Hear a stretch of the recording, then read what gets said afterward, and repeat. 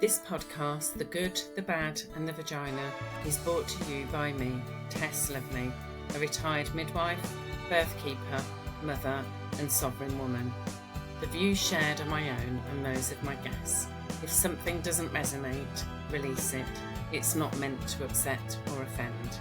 If you feel discomfort, please seek support for your own healing. If you don't like what you hear, don't listen. This space honours truth, freedom and expression, protected under the rights to free speech. Welcome to The Good, The Bad and The Vagina. Let's get started. Hello, Jeanette. Welcome to The Good, The Bad and The Vagina. How are you? I'm fine, thank you. And thank you for inviting me. I've been quite looking forward to this. It's a pleasure to have you on. The Good, The Bad and The Vagina is just all good bits about birth, all bad bits about birth, and anything at all related to the vagina. It's not the ideal world, because we all know what the ideal word to use for this anatomy would be. Unfortunately, legally, I wouldn't get away with it. Is that the medieval terminology, is it? See you next Tuesday, one. Yeah. I love that word. Yes, so welcome. We have had a chat about who we are and where we're from, but the listeners know nothing. Well, those that know you may know about you, but if you could just let the listeners know who you are, what you do, where you come from, whatever you want to let them know about yourself, and then we'll just let the conversation unfold between us. Okay. So my name's Jeanette Faulkner. I'm known as Doula by the Sea, my website. I'm based in a little town called Gosport, which is between Portsmouth and Southampton. So I'm Doula by the Sea because I'm literally 5 minutes walk from the sea, which is gorgeous when you have a dog. It's really nice. I originally trained as a nurse. I was a nurse midwife. So when you see Call the Midwife, I was one of them. They call the midwife, nurse midwives. I was a community midwife. Did the dominoes, which is domiciliary in and out, for those that remember the old terminology. That was over 30 years ago I trained. As I said, trained as a nurse first. Because we had to in those days. You couldn't just become a midwife. So this is pre-degree, pre-diploma. Didn't have a diploma or a degree either for my nursing or midwifery.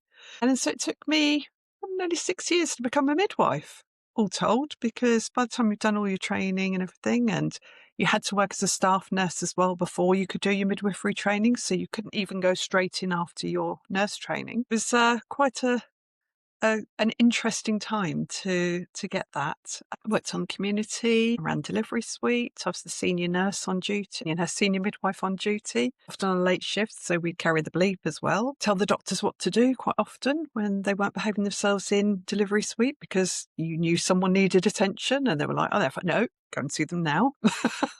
This baby needs help, which seems to have changed a little. I might have that wrong, but it does seem to have changed. It seems to have swayed more medically wise now. Guys were always autonomous practitioners when I trained. It doesn't appear to be, they might say they are, but it doesn't appear to be quite that way now, which I think is an incredible shame because midwives are a law unto themselves or they used to be, and the doctors would run scared of them in many situations because you were well trained and you knew what you were talking about.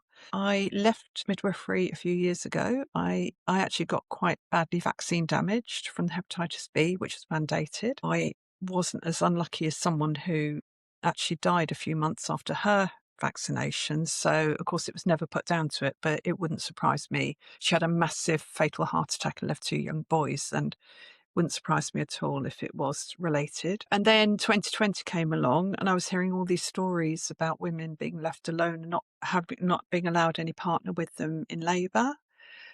And I think I had missed midwifery for a long time. I couldn't do the shifts anymore, and it was expected to do your monthly rotation on nights, and it was just too much for me. I just couldn't do it anymore. But I thought, how am I going to get back?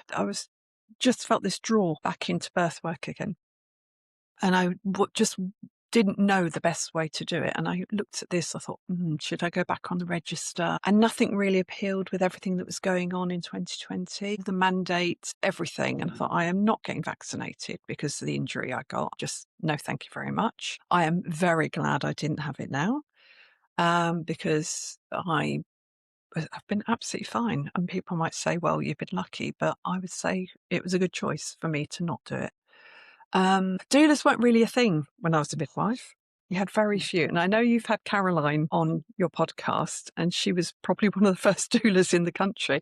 Interestingly enough, when I worked in London, we'd heard about this amazing water birth that had happened in London, and it was probably Caroline, which is so funny because it would have been around that time as well, which was quite interesting. So yes, the decision was, how am I going to get back into the birth world? And this was an option for me. I felt that I had enough experience to do it. I had no idea what the qualifications were or anything, but it just felt like the right thing to do. And I just worked my way through, and now I'm quite busy. That's really good to hear. I mean, it's quite a journey that you like, a very resonating and reflective journey of what I've experienced going through being a midwife, being that really autonomous with woman, really lots of home births, that domino service, the Yeah. whole making decisions in your birth, in your labour, where you want to be, where you're feeling safe, to this complete opposite now, where birth has just been shrouded with a cloak of fear, and women are entering into this journey with not with the confidence that they're having a baby, but with the complete erosion of any confidence, and it's all just fear driven. In fact, a lot of it has become so external that it's more important for a lot of people to think about what pushchair they're going to have, and all of the sort of the commercialization stuff, the sterilizers and all breast pumps, and actually you don't really need any of that sort of stuff. No. I really think hard journeys have resonated a lot of. I think I started to notice a massive erosion within the midwifery, particularly when the introduction of Saving Babies' Lives came in 2016. For me, I felt there was a lot more constraints and restrictions going on, and a lot more screening and scanning. And with each of those tools that were implemented, it came with a ball and a chain in providing that holistic care that was required for women to be able to birth safely and in their own sovereignty. And I'm not completely poo-pooing the Saving Babies' Lives bundle, because there were lots of elements in there that were really targeted and focused well, like the smoking cessation. Anything that's going to improve your health and well-being Yeah. is a brilliant target. But I feel that a lot of the screening that was introduced turned it more into more medical than it had previously been. And I think that that was a real turning point. And looking at my sort of journey over the last 10 years, I felt as that creeped in, restrictions got tighter, and now we have this, I can only call it the state of how maternity is at the moment, and everybody says that it's broken. And I think COVID and the lockdown and all of that was all part of the agenda of the disempowering and the isolation and the segregation of women from their power of birthing. What are your thoughts on that? Yeah, things have definitely and having been out and then coming back in, I can really see when you're in the system, you don't notice it because it's that slow creep. Whereas I've been out, and my child was born over 30 years ago. So I haven't been involved in the NHS really, apart from being a patient, for 20 years. I haven't actually worked under the NHS. It's just quite fascinating. I mean, when I was a midwife, we had one scan in pregnancy routinely. That was the 18-week gross anomaly scan. So they check and make sure all the bits were in the right place. Nothing was obvious. And then you did not refer for another scan unless it was absolutely necessary, because they were expensive. And people weren't told the gender of their baby either, because it might be wrong and you might sue the NHS for getting it wrong. And then they introduced the nuchal fold scan in the mid-90s, I think. And then suddenly we had to learn this, why are we doing this? And it picks up Down syndrome, this, that, and the other. So when I trained as a midwife, we were trained to do VEs or vaginal examinations, when a woman hadn't had a scan, because not everybody had had a scan. So how do you know it's a low-lying placenta? Well, you go on trust, you go on what evidence has been during the pregnancy, and you do an incredibly careful vaginal examination so you don't do anything to the placenta. So we were taught that. We were taught how to deliver twins, breeches, because it was deemed part of the role as a midwife. It was a normal part of the role. And if you're on the community, you have to crack on with it. You can't just, and we had in the region of about a 40% home birth rate in the area I worked. It was blooming amazing. If you were on call, you were expected to be at a home birth pretty much. We'd have a member of each of the teams in the district would be on call for the first, and then the second on call would be somebody from one of the other teams Yeah. that you're calling. You would carry a delivery pack in your car. Yeah. When we went to birth, it was a delivery pack that you had in the ward, symptometrin injection for the afterbirth, the old suction, Yep. the little portable suction. That was it. Yep. That was our birth kit. Yeah. Well, we were also able to have pethidine or Metrin. Yeah, but if they wanted pethidine, it had to be ordered via the GP and they kept it in the fridge. But you wouldn't We get did any not. of that now. If they wanted pethidine, we didn't provide it. No.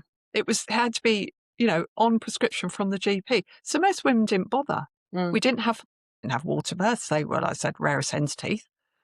So it was like walk in, usually do a VE if you had time. If it was obvious the head wasn't, we checked, but most of them were 8-9 centimetres when you went to see them. It was rarely you were hanging around for hours and hours and hours with someone in labour. I don't know why it's changed, but it has. There wasn't this big thing about, because we didn't have social media. Nobody had a mobile phone then either. If you needed to call, you'd use their landline, or you'd have to use the telephone box down the end of the road or something like that. It was, they were just bringing in mobile phones for people and things. So signals weren't always good. But that whole thing about that influencer type thing, that wasn't present then. We didn't have people going, oh, buy this pram. You did. If you wanted a posh, you had a silver cross. That was, your posh people had a silver cross because it was a bit more expensive. But apart from that, it was your mama and papa's buggy or whatever it was that you got for your baby, and a car seat. And because the car seats only just come in as well, but there's no, I took my baby home in my arms because it was no law that said you had to have a car seat. You did because it was safer, but I wasn't going to put my newborn baby in a car seat to carry them anyway. So that's what we did. So the fear, my goodness, the fear there is definitely more fear now. Yeah. And that's a big, big part of the antenatal work I do with the women. The whole pathway is fear, fear, fear from the minute that they ring to say that they're absolutely pregnant. As soon as they're booking, they're categorised into low risk or high risk, and the parameters for the high risk has got narrower. As in, like if you have had a family member with preeclampsia, you get a tick and a score. Things are all done on scores now. Everything's scored, isn't it? These CTGs are all done by score. I can tell a dodgy CTG from 10 paces because when you've run delivery suite, you look at a CTG, you know if it's right or not. Yeah.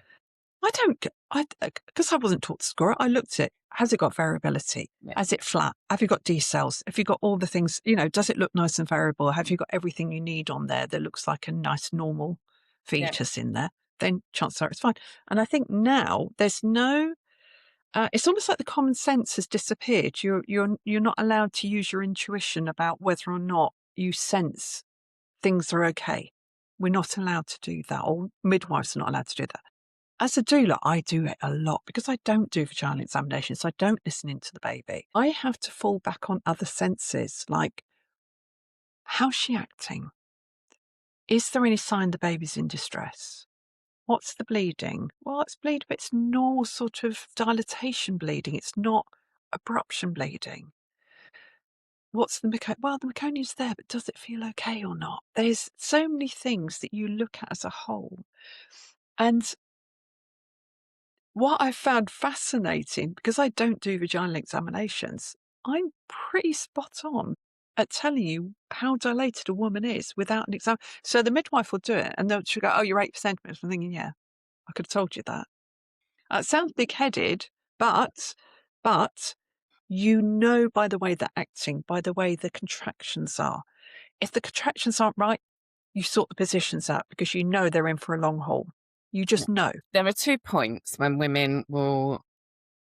So 2 points where women will call for sort of a change. For me, I believe that labour is a rhythm, and it starts off this kind of very slow, sometimes a little bit like you're learning to dance. You haven't Yeah. really quite got into the beat of the rhythm. And when your labour begins to establish, which if you need a dilatation point for that, it's around 4 centimetres, but Yeah. the contractions regulate, they become stronger.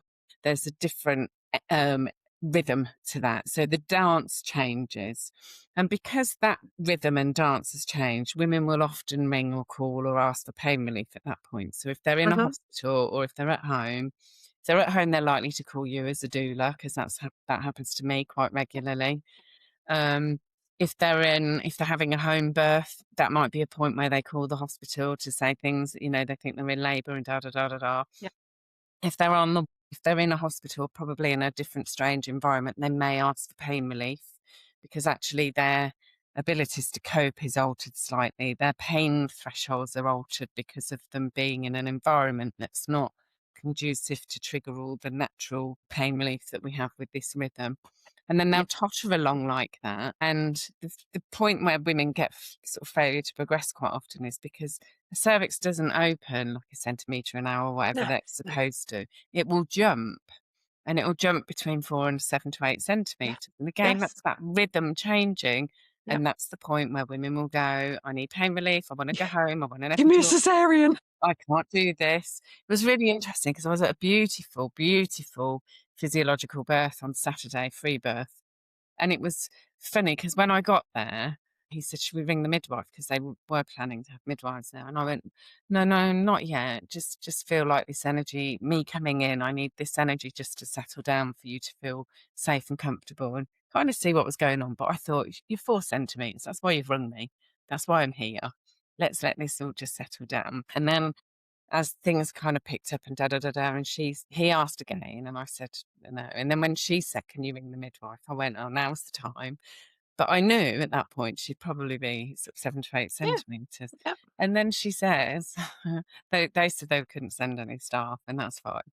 And then she said, "How do I even know if my cervix is dilated?" And I thought, here we go, we're in business.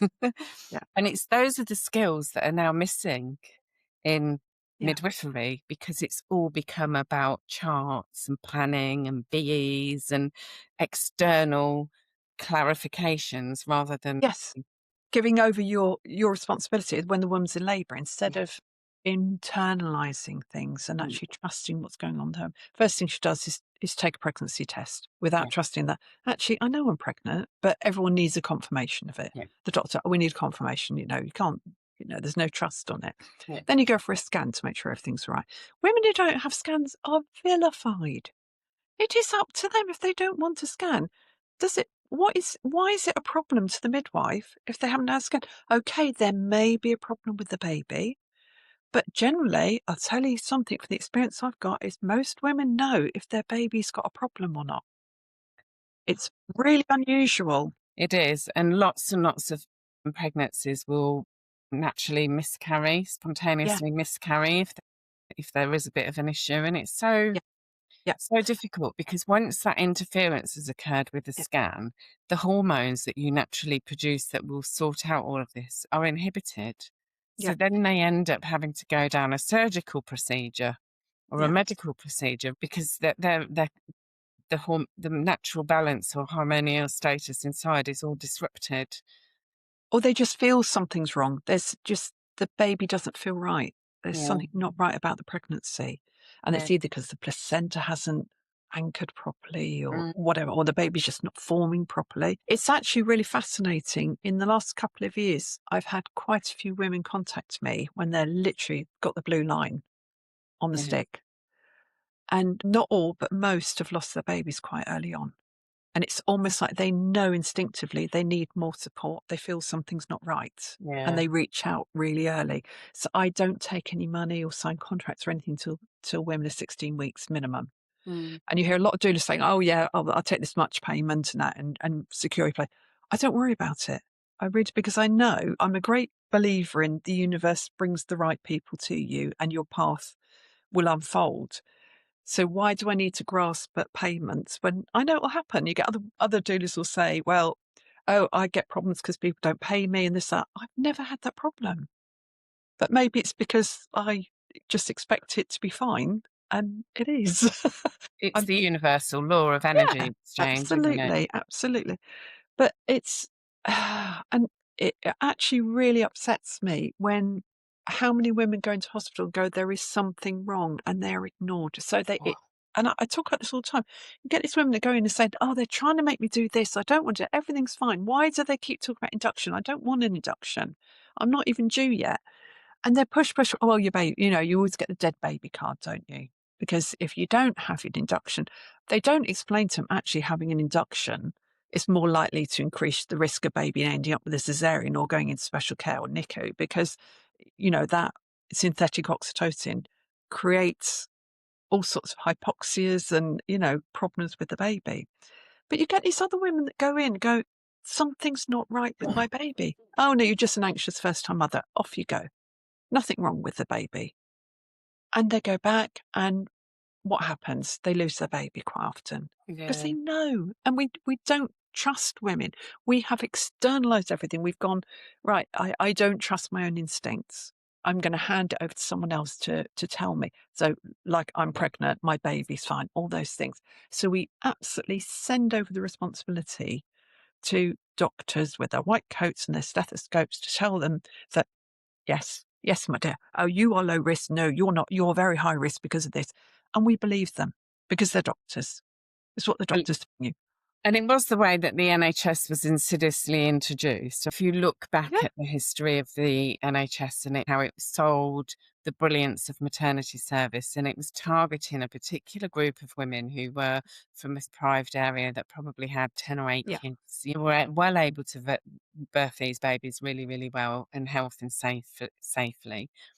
But they were then introduced to coming into the hospital and being waited on for 10 days. And so, of course, they're going to go in and think this is brilliant and marvellous. And they came in and it was brilliant and marvellous. These women never got a break. Got the 10-day lying in period as well. It was really, really good for them in that sense. But then that length of stay has been eroded, but the level of do-gooding and interfering has increased. But I can't believe how few postnatal visits there are now. It used to be we might drop some of the the second time mums, we might drop their visits a bit, but they'd still have at least 4 visits postnatally. And a primate would have, the first time mums would have a visit every day. Yeah. And now you're lucky if you get 3 visits in the postnatal period. And actually, it might not even be a midwife. And quite often now it's a healthcare assistant who's discharging the woman on day 10. What the heck has happened to things like the Midwives Act? I know. It's appalling. It's like they'll get a first day visit at home. Yeah. If you're And lucky, if one you're of my lucky. ladies was told, no, you have to come in. And I went Yes. like this. And she went, no, I'm not leaving home. It's a free birth just before Christmas. First time mother, I got a phone call to say, can you take her on because she's been let down by the health service. And I spoke to her on the Saturday. This is a week before she was due. Said, I'll come and see you on the Monday, have a chat and that. Anyway, I get a phone call on Monday by the husband. When the husband phones, things are generally a bit more serious, saying, oh, she's getting a lot of contractions and not much gap between. Okay, I'll be with you as soon as I can. Anyway, went there. She'd given birth 3.5 hours after I was with her, something like that, first baby. And then when she phoned and said, right, I've had the baby, they were like, oh, what do you mean? The first thing they said, well, this is a bit unusual. They every free birth I've had, they've turned around to me and said, well, it's very unusual. And I'm thinking, yeah, not for my ladies. It's quite common. I don't always get there in time either. And they were like, and she said, can you just send a midwife out for my postnatal? Oh, no, we haven't got anyone. And the first thing they said was, why didn't you phone anyone? She said, well, there's no point. You told me there was no home birth cover, so I didn't bother phoning. I know. But So they're like, oh. But that's because they want to cover their themselves. Like, Yeah. I had a free birth and that's the same thing. She rang, asked for a midwife. They said they wouldn't send anybody, that she had to go in or call an ambulance. They were told there was no one available anyway, and the home birth team had been pulled from her area. She said, that's why I didn't even bother phoning. Well, they had done all of the assessment and, they just said at the time that there wasn't anybody available. We then free birthed and they rang back because she didn't appear in the hospital. Mm. And actually just the tinkle of her husband's phone, of them ringing. It was the tiniest little tinkle. You could feel it jarring her in her, because she was so encapsulated in her own well-being. It was beautiful to watch. Anyway, she birthed this baby and it was all wonderful and beautiful. And then a few hours after the birth, they rang again and sort of like said, "Where are you?" And he was like, "Well, we've had the baby and placenta's out and all is well." And 3 days it took them to send a midwife to weigh the baby. I know, and I think it's obviously not that important, is it? Because otherwise they said, "Oh no, we haven't got anyone. You'll have to come into the unit." And she went, "No, I'm not." She said, "I'm at home with my baby. I'm not coming outside now." And And COVID actually has been a massive implementing thing of reducing care to women, yeah, because what happened in that lockdown meant that whole care provision was altered completely. This yeah, is what frustrates me when they say change takes time. Well, it fucking didn't in COVID. no, Like overnight, you changed your strategies on how to provide care yeah, overnight. yeah, And now those strategies of care continue. So a lot of women they'll get a telephone call, they might get one home visit, they have to go into little GP surgeries or wherever for the day 5 yeah. and the discharge visit. But a lot of that postnatal care, like you say, is provided by healthcare assistants now, not by midwives. And it's just, but the whole point of those home visits was so important because you got to see what the home situation was like. I mean, you'd go in there and there'd be no sheets on the bed, or there was one home I went into and the sideboard was used as an ashtray. It was like, didn't even, it's just you really do see the other side of life Mm. with people. But you get a sense of, are the babies being looked after properly? Because it gives you so much information. We used to do home bookings when at the beginning of Yes. my career, and it was so Yeah. beautiful. And what that actually did was give the woman the power from the beginning. Yes. You were in her home. Yes. And so you were under her sovereignty and housing. And so you sat and you were polite and you asked your questions and you did Isn't the it? home booking, and it was their power. And Yeah. then right at the beginning, you were able to see if there was any issues within the family situation, and you Yeah. could instigate support and Yes. help to prevent longer term issues developing. Yeah. Do they need social services input? Do you look at the other children and think, good God, there's a lot of neglect going on Can here? you get some home help in? Yes. You You know, see all of that there. You'd get a feel for the home situation. You'd understand if there were problems. And then if there was a free birth, which actually didn't happen very often because I think the women felt more in control then anyway. You did occasionally get the BBAs happening, which was born before arrival when there's no midwife present. But we had a flying squad as well. mm, And we had obstetric GPs. We still had GPs who did forceps at home. yeah. That's all obviously all gone now because with insurance and doctors are so afraid to do their own thing as Can I well. just But say, then with excuses, they're not insurance. It's all to do with no, you're trusted right, but electricity. I think the insurance companies will dictate what doctors and midwives are allowed to do as well. I think there is a big dictatorial thing going on there as well, because which is why a lot of the independent midwives struggle with what they can do as well. Now they have the rules they have to abide by, otherwise they won't get insurance, which is again not a good thing. But also, you can understand, because if you're doing very few and far between forceps deliveries, you don't want someone who's going to botch the job either. So that might have been quite a good idea for that to have died by the wayside anyway, with GPs doing that.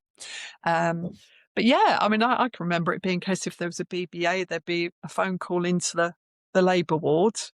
It'd be the ambulance crew, because normally it came through 999 saying, right, ambulance coming, midwife get ready, we'll pick her up and we'll be off to the house. And it's just literally the ambulance would come into the main unit, pick a midwife up, off you go. And the woman would stay at home. A Yeah. lot of the time, Yes. you would go in, assess, and make sure all is well, and can the woman stay at home? They don't do that now. They do scoop and run. So regardless, they don't even send midwives out to BBAs anymore. Regardless of what's happened, they just go in, pick that mum and baby up and bring them into hospital. Yeah. And actually, that's such a disturbance on the natural physiological. Yeah, but they want to do that now. If you have someone who has either deliberately or non-deliberately free birthed, The ambulance crew are really intrusive, and it's what they've been trained to do. I mean, it's quite difficult, and some of them do overstep the boundary as well, because if they're called out, they will literally be going, no, God, the ambulance crew, they are obsessed. They are obsessed with shoving a hat on the baby as well, and a nice warm home. I think, But they leave the door open no. because they're trained to leave the door open in case it's a dangerous situation that they're entering into. And it's like, But you think, this baby's all nice skin contact against mum. Babies aren't born with a hat on. They don't need a hat on all the time. It's a bit different if they've got really cold. That's different. If, for all sorts of, if there's a water birth, I usually say to it, it's probably not a good idea to stay in too long because babies do start getting really cold. So just, it's better to get out and be comfortable on the sofa and have a cuddle and this, that and the other. But it's just this obsession with shoving a hat on the baby. Stop it. it's ridiculous, isn't it? Absolutely. It has certainly changed the dynamics of the birthing arena and how women are now not able to stand in their own sovereignty of birth and in their own power. And lots of midwives have become disempowered within their own working arena as well. And they then, I think there's a massive division between midwives and obstetric nurses. And I think that there's quite a drive of eroding midwives out, like true essential midwives, like midwives like me got targeted a lot within a service because I don't care if you want to swing from a chandelier. I might ask who put your chandelier up and see if we can attach it to the ceiling and make sure that bit's safe. But if that's what you want to do, then I'm all up for that. I'll help you and I'll try and keep you as safe as I can with the facilities that we have. It's your choice, your birth, your decision. But other people would come in and go, you can't do that, and make it about them and make it about the midwife. And it isn't about the midwife. I always say we never earn our money on our day-to-day basis of being at work. That's not when we earn our money. We earn our money when there was an emergency situation unfolding. That's what you're trained for. We knew what to do. The breaches, it's knowing how to deliver a breach. Yeah. It's reading the old, Mary Cronk and Caroline Flint and Elizabeth, her name's gone, wrote Heart and Hands. That was my favourite book when I was a student midwife. Yeah. Elizabeth Davis, lovely book. All those people that had that wealth of experience of being on the community. Yeah. And you look at Gaskin, the Gaskin manoeuvre, that's been now, the name is kind of coming into parlance now. She really pushed for that. And it's just, she, as far as I'm aware, as far as I know, she adapted other manoeuvres, but it became the Gaskin manoeuvre. Whereas in the hospital, it was knees up by your ears and put them at Roberts. And then for her, it was that. But actually, you do that and you've got gravity on your side as well. And when you're at home, you want to be able to do it so that you can rotate the baby. You can bring the hip up. All sorts of things gets the baby out. And do you know what? Going back to what we said earlier about the parameters of the boundaries of risk assessment becoming tighter and tighter and tighter, even a simple manoeuvre of moving a leg is now classified as a shoulder dystocia. And it's like you're having a laugh. Isn't that just what women would naturally do in birth? Hair down, that doesn't feel right. Change of position, that doesn't feel right. Lift a leg up, there's the baby. Now, if we do anything, that's a shoulder dystocia, and it isn't. It's isn't a shoulder dystocia. It's a change of position, because sometimes women would naturally move into a squat or a running start type position. Just the fact we don't wait for restitution anymore. If you look at a woman and a baby come in and it's been born, they try to restitute and have a little turn. People don't wait for that. They want them out. And actually, that restitution is a real integral part of the next mechanism of releasing shoulders. Yeah. Because then that doesn't happen and they give the baby a pull on and then it gets its shoulder wedged. Well, you're creating the very thing that you're trying to prevent. We give them an hour basically here, don't we, in hospitals for the baby to start pushing once you're fully, because apparently you should be pushing from an hour. But again, because I don't do vaginal examinations, I go by how the woman is acting in labour. I don't actually know when she's fully dilated. I feel like I need a poo when a woman is fully. Yeah, I get stomach cramps when someone's in proper labour. My guts are just going, Like when I was a student, I used to think the woman would be fully, and I'd be thinking, God, I feel like I need to go to the toilet. I can't go now.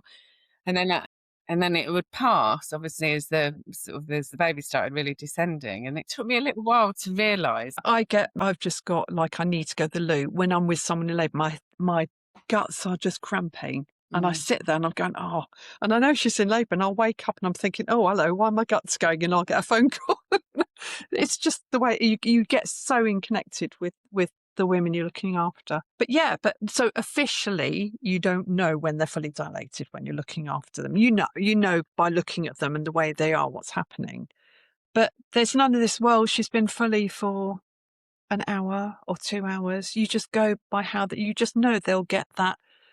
Often the contractions will go a bit off and on when they're almost ready to push, because it's that resting phase, it's the restitution, all that's happening. They might do a little bit of, you'll see that at the peak, like this, and you think they're not pushing, the baby's restituting. It's just you notice the push. It's positional pushing, not pushing. So all of those things happen when you watch normal physiological birth, and you watch it and you don't interfere with it, and you start to understand it. I know more about physiological birth now than I ever did as a midwife, because I don't do any of the interference stuff. So I have to use other skills to know what's going on. And it is things like, have they got the purple line? Not every woman has a purple line, so you can't rely on it. Some women will have a full purple line and they'll be 4 centimetres. That's because for whatever reason, they're ready to go, but they're not quite ready yet. There's that. But the other one is the cold legs. Now that's fascinating. So the further dilated there are, the legs get colder the higher up. And I said that to a midwife the other day, and I felt this, and I said, no, her legs aren't quite cold yet. And she went, what do you mean? I went, well, when they're fully dilated, the legs get colder. And she looked at me, she went, what? And I went, do you not know about that? And she went, no. And I went, yes, literally, if you feel someone's legs, you'll feel, and that's why women complain about having really cold feet in labour. And she went, oh.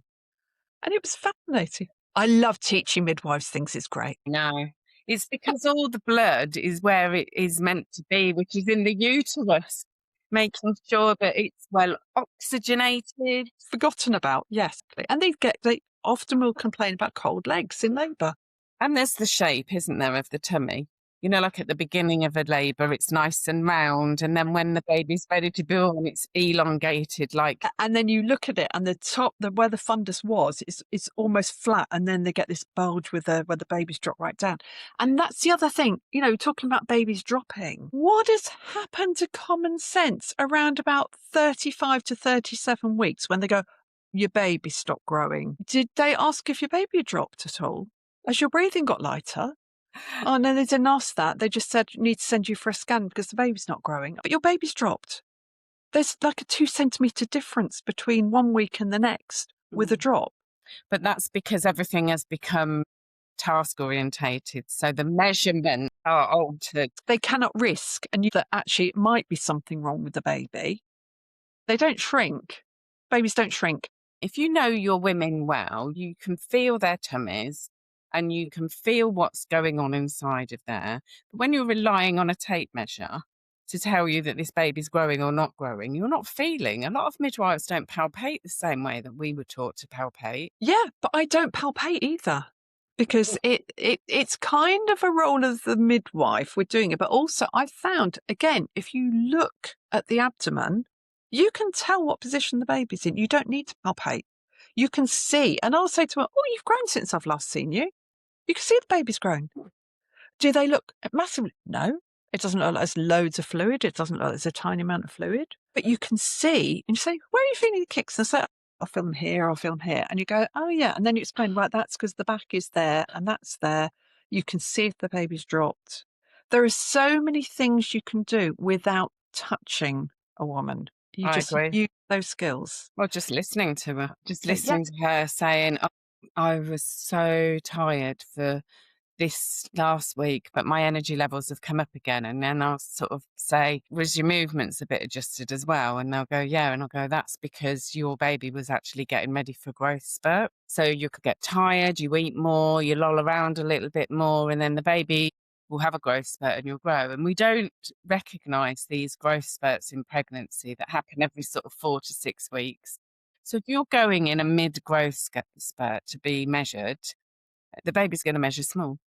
Yeah. But if you catch them post-growth spurt, the baby's going to measure big. Yeah. And there's all sorts of things like, has the baby had a wee? Is their abdominal circumference large? Because actually baby's got a full bladder.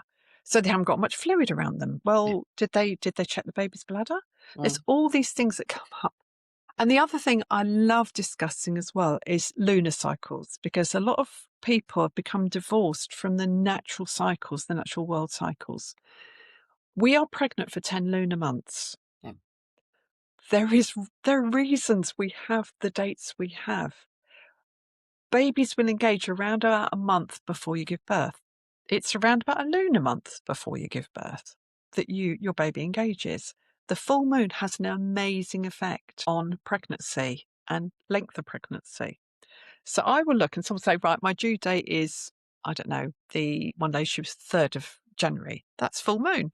That's probably when you're going to give birth. She actually gave birth on the 2nd. It's not to say they'll all give birth on that day, because everyone will go, oh yeah, but I wasn't one. What happens normally is it's usually about, so the biggest surge is about 3 days before the full moon, then it's on the full moon, then it's just after the full moon. The next is the new moon. And what I've found fascinating is how often equinoxes and solstices will trump a full moon. So this is why you get a lot of babies born just before Christmas, from about the 18th of December up to 23rd. You get this bulge. And I can remember reading this poster saying, why do you think so many babies are born? That because it's convenient for the hospital. I'm thinking, no, it's because it's the solstice. Actually, a lot of women will give birth. And the reason it's so busy in the hospital is because you've got all the inductions for the for the Christmas period going on, plus you've got all the solstice babies that are walking in as well. It's just fascinating. I love watching the moon. And the thing that's disconnected from the moon now is that women are interfering with their normal menstrual cycles by taking the pill. Women are now out of sync with that, so they're falling pregnant at various points, whereas like in the red tent days when women sat in a red tent around a lunar month on a full moon, if you didn't bleed on that full moon, then they knew you were pregnant. And that's how the community all worked out when you were pregnant. Yeah. And there's a fabulous historical ancient kind of American ritual that I tell all my mummies to do, which is the Native Americans, the men would massage the women's feet for the last lunar month in honour of them for carrying the pregnancy. And they would never be overdue.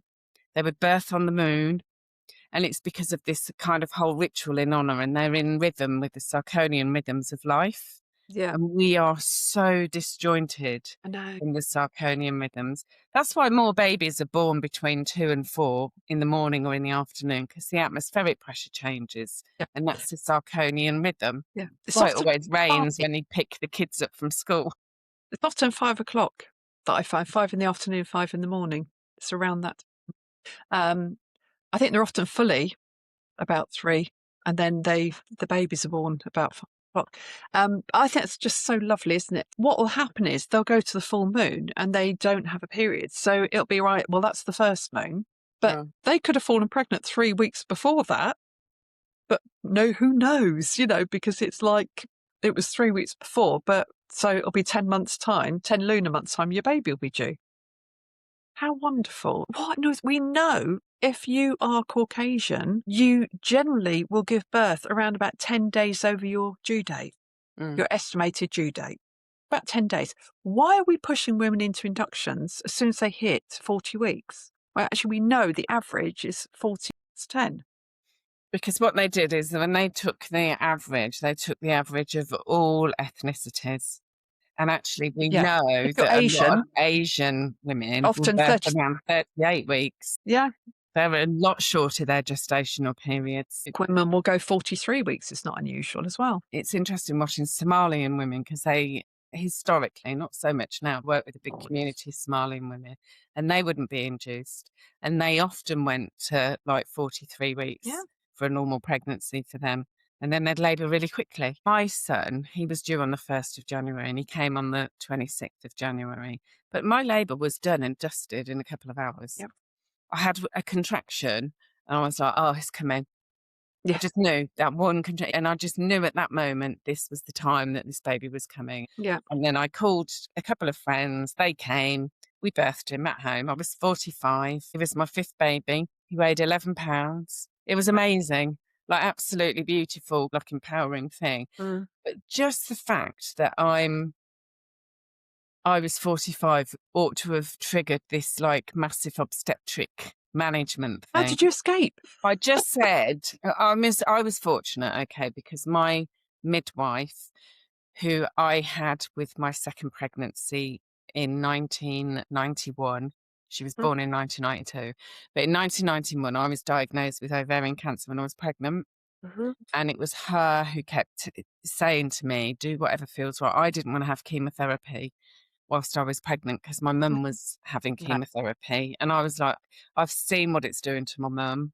I'm not doing that to me and my baby whilst I'm pregnant. It's not happening. So they allowed me to go to 36 weeks. I had an operation when I was 26 weeks to remove whatever they wanted to remove. And then at 36 weeks, they decided to induce me so that they could crack on with this chemotherapy. And it was an awful induction. I mean, it took a week. It was horrible. Of course. And they never tell you that either, do they? When they put you in production, they don't say, well, it could take a week. You could be sitting in hospital for a week. You go in with thought that you're going to have your baby the next day. And when I did actually then have her, she was birthed in a bedpan. I didn't even know I needed her. I thought I needed a wee. Oh, bless you. But I think by that point, I had so many like prostate pains and all the rest of it. But my midwife was the person who kept saying, if you don't want it, don't do it. Do what feels right for you. She was my inspiration then to become a midwife because I birthed my 3rd son, having declined chemotherapy completely. I birthed my 3rd son at home with her. And then she supported me through my daughters having their babies. She was my midwife then for my next 2 babies. I had a second marriage with quite a gap with Penny and Rio being born. And she was there for those. I was fortunate that I had this same person who really, really knew me well, which is what it's all about. Yeah, and that's that real continuity of care, isn't it? Yeah. And she did say to me about my age and about the risk for Down syndrome and things. And I just kept saying, I know he's not got Down syndrome. I just had this knowing. And she said, well, then trust that knowing. Trust it. And so I did. And I just think the message that we give to women now is that if you have a baby that's flawed, there's something wrong. And it actually, aren't we all flawed in our beautiful, wonderful? What's normal? I'm not normal. It's fascinating as well that I don't know that I've noticed. Now, it used to be if you were if you're on your 5th pregnancy, then you were deemed at increased risk of hemorrhage, postpartum hemorrhage. Now it's 4. Why did that suddenly come about? It seems now that if you've had 3 pregnancies, 3 births, now on your 4th one you're now at risk of PPH. Where did that come about? Because they're inducing more women. Well, possibly. So when they're inducing more women, they're more likely to have a bleed. But the other thing as well, what I noticed at the tail end of my career as a midwife, women would have 3 or 4 normal births and then go in to be induced and end up with a cesarean. Yeah. And I'm like, you've had 4 deliveries. You've had 4 normal births. What's the matter? What's happened? I know. It's just that, and some of the things that they say is just horrendous. There's one consultant in a particular hospital, won't mention which, but 2 women were told there that you do know the longer you're pregnant, the less likely you are to go into labour. I thought the shorter you were pregnant, the less chance you had to go. I mean, that says to me that it's really common for women to be walking around pregnant for a good year or so, but I'm not sure that's the case. So that was one thing, and it's just, and this poor woman the other day was told she'd had 2 good 9.5-pound babies, and they said, well, no, we shall we book you in for a cesarean this time? And she went, why? Well, it's probably going to be a big baby this time, and your pelvis will never be the same again. I'm not sure the pelvis changes, but there we go. Well, I'm not a big person, okay? I mean, I'm only a size 10 and I can churn out 11-pound babies. Well, yeah. My best one was she was 4'11", first baby, and baby was nearly 13 pounds. Not picked up particularly. She No. was quite small, so it was like, oh well, she's probably got a little bit of a big baby, but it's all baby because she's short. Do you know what I'm saying? So this baby literally was end to end. When you looked at the bassinet, baby's head and feet were literally, we had that much space, top and bottom, because it was like a 3-month-old baby, this one. No stitching required. Now, shoulder dissociate, no. The worst shoulder dissociate I've had was a 7.5 pounder because she was on her back. So I flipped her over, out baby, just manoeuvred, out baby came. And it was, you're telling me a 7.5 pounder is a shoulder dissociate? No, it was just positioning. But I have less problems generally with bigger babies. They tend, because I think the more chunky they are, the heads are more rigid. When you've got a little scrawny baby, the heads do this. Okay. They don't. You have to get them all upside down and get the heads out the pelvis again. But big babies are chunky and their necks are chunky and they sit like this and they're less likely to get all lopsided. So a lot of women say that. They said that the best babies they birthed were the bigger ones. They had less problems with their big babies than the small babies. Well, they pothole, don't they? So when you're big and you're potholing, there's only one way you can get in because you can feel everything. Whereas if you're a little one, you can get your the hands heads, and they do. The heads go like this, and they're the ones that need. Yeah, and they got a room for a hand and things. But and they're the ones that need the osteopathy afterwards, because that's the other thing. Any short labours or long labours, I always say, please go and see an osteopath, because the babies more often than not have got a bit malpositioned, and that's why it's so long. Or if it's short, they're quite shocked when they come out because it's like the heads shot out like a bullet. I don't know about you, I've literally caught babies flying out before. There was one, honestly, this baby she said, oh, I want to push. There was one push and I thought, oh, I'm sure I can just see the crown. You could just see the vertex, just top of it. The next thing, push, this baby shot out like a bullet. I literally caught the baby by hand and leg. Didn't even have time to call anyone else because it was literally, I want to push, and the baby was out. That's it. Best births in many ways. My very, very first home birth that I went to eons ago, a woman who I was going to, she wanted a stretch and sweep. And so I was going on my way home. I popped in to see her and thought, well, I'm on call tonight. I'll sit and have a chat with you because it's likely that it'll be me. And so we sat and we chatted for about an hour, all about what she wanted, how she wanted a baby. And then she said, should we do this sort of stretch and sweep? And I went, okay. And she went upstairs and I examined her and she was fully. Love it. Right. Have you had any pains? And she's like, no. And I was, okay, well, your cervix is fully dilated, which is brilliant. You've not got any pain. It's absolutely fine. I need to stay here now. I can't go home. I was going to collect the on-call equipment from my colleague on the way home. So I rang her and I said, I think you need to bring the on-call equipment to me because this woman's fully dilated. And she went, oh, okay. So she's not contracting or anything like that. And then I rang her husband, and I think you ought to kind of think about making your way home, but no rush. We're just sitting here, nothing's happening. And he went, okay. And then she opened the fridge. As she opened the fridge, her waters went, and she just looked at me like this. And I was like, fuck, the baby's coming. Here we go. I literally got a tea towel and caught this baby. And I was like, oh, this home birth stuff is so easy. That was my initiation. I know, it's great, isn't it? Because one of my births recently as well, she's a first time mother. I'm doing something right because in the last 2 years, all of my primates have had vaginal births, all of them. It's been a while since I've had induction. I've only had one induction in the last 3 years. That's the value of a doula. It's that information. Yes. Yeah. Hold their own sovereignty and space and trust themselves. 3 of them have been over 42 weeks as well. One of them was literally the day before she was 43 weeks, she gave birth. Again, they gave birth quite quickly once they cracked on because they were ready. There's no induction or anything like that. They were ready. But I had a first time mum couple of weeks, she's about a month ago now. She said the day before, she was like, oh yeah, I'm not really sure. It's just getting some period-like pains and I have a meet-up on a Wednesday. I said, are you going to come to the meet-up on Wednesday? She went, no, I don't think so. I don't really. And I should have clocked then that she was doing things because she was like, no, I don't. Because, of course, you don't want to leave home quite often when you're getting closer to giving birth. And so she actually gave birth on the Wednesday morning. And it was on the Tuesday. I spoke to her and she said, yeah, no, it definitely feels like something's happening. And then she said her waters had gone. That was on the Tuesday evening. I said, look, you can run the pool if you want to. Again, she was supposed to have a home birth, but no one available as per normal. And I find that quite often with the first time mums, they're not quite ready to let go of themselves and have that, do the free birth. Whereas the second time mum might just go, oh, sod it, I'm just going to give birth. They just need that little bit of extra support. And that's fine. You give birth in wherever you feel the safest is where you give birth, because you'll like to have a much better labour. Yeah, it was all, so that was about 10 o'clock. She said, yeah, no, waters have definitely, oh no, waters went about 9 o'clock. And then she phoned about 10. She said, yeah, it's more, they're definitely starting to do things now. I said, right, put the 10s on, try and have a rest, because this could go on for a little while, sort of thing.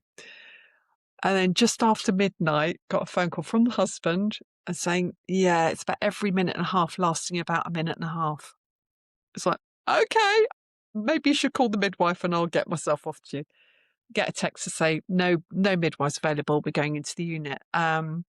So we went into the midwives unit and that was it. And she had the baby around about 5 o'clock that morning. So, but again, I think she was one of those people that just did that really slow dilatation, that very careful, slow one.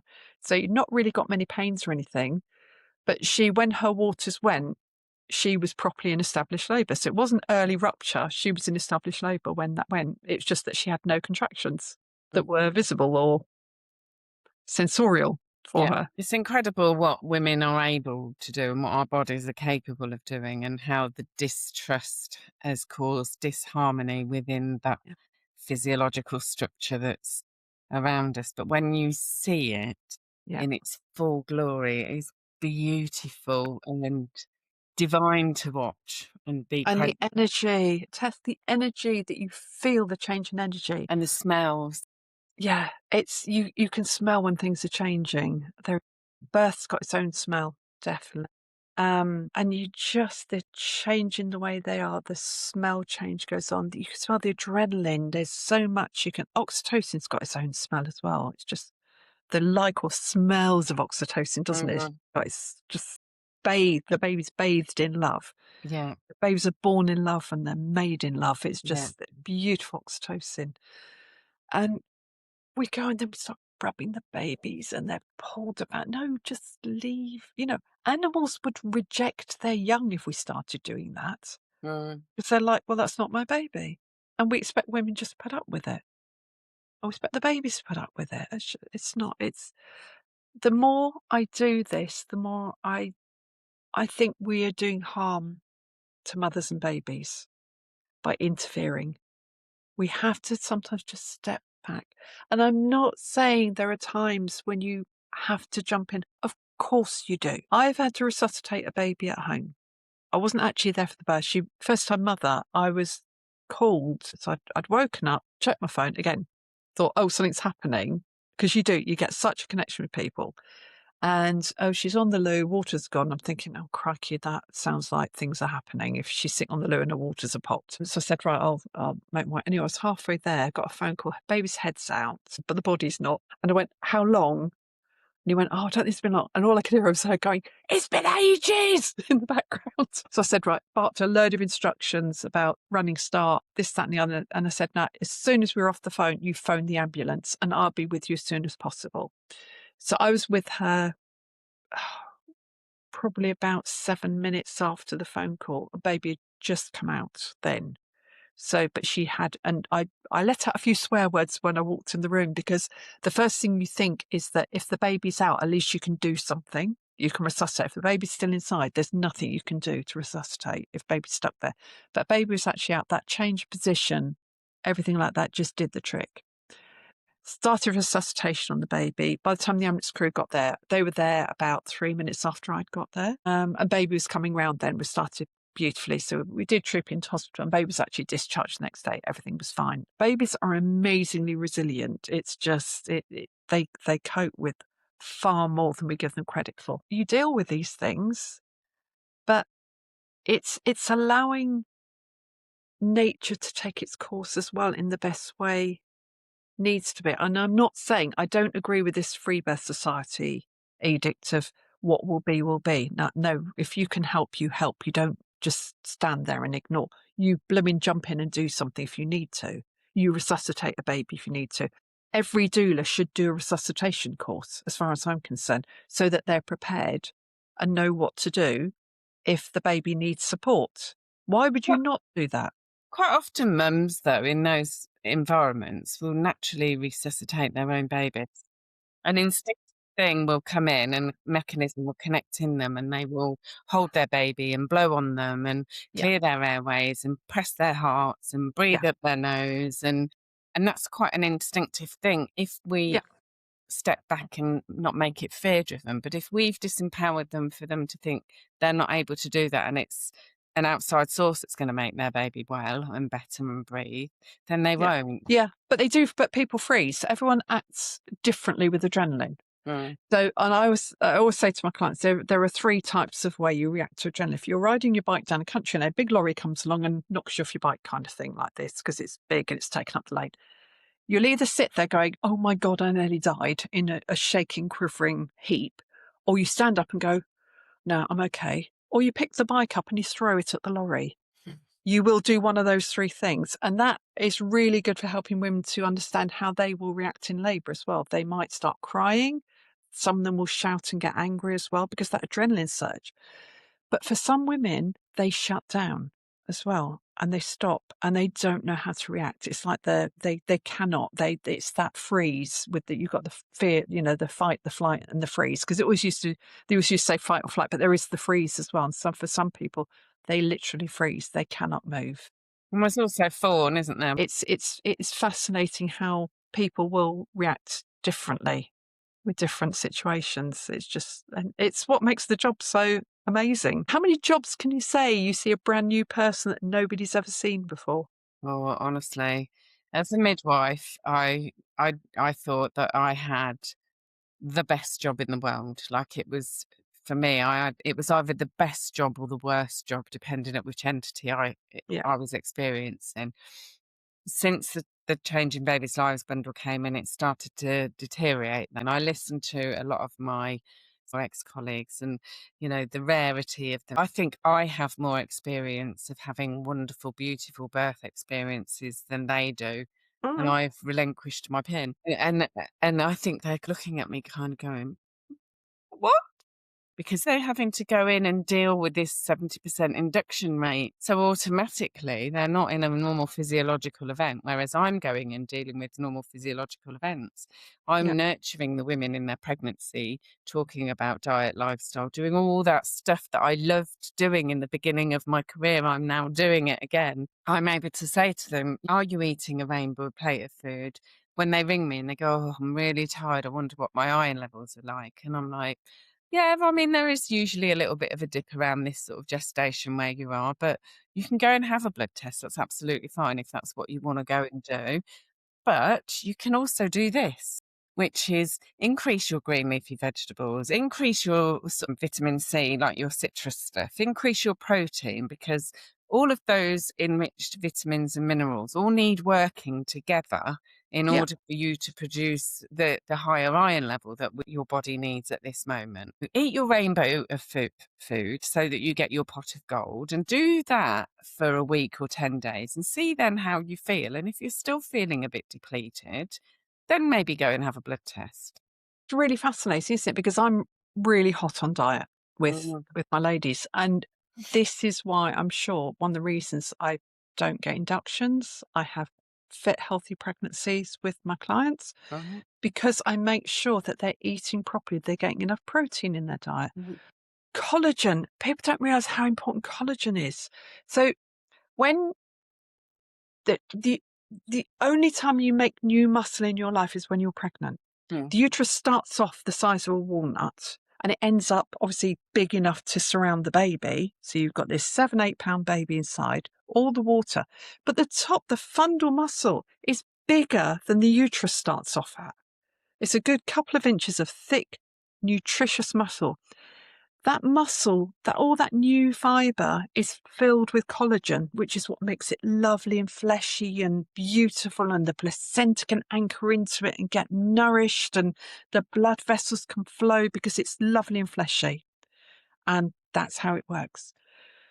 If you do not have enough things like collagen in your diet, the uterus is going to be dry and it's going to be tight. I'm trying to look at the rates of things like placenta retention and diet, because my gut feeling on this is that the more collagen you have, the less likely you are to have retained placenta.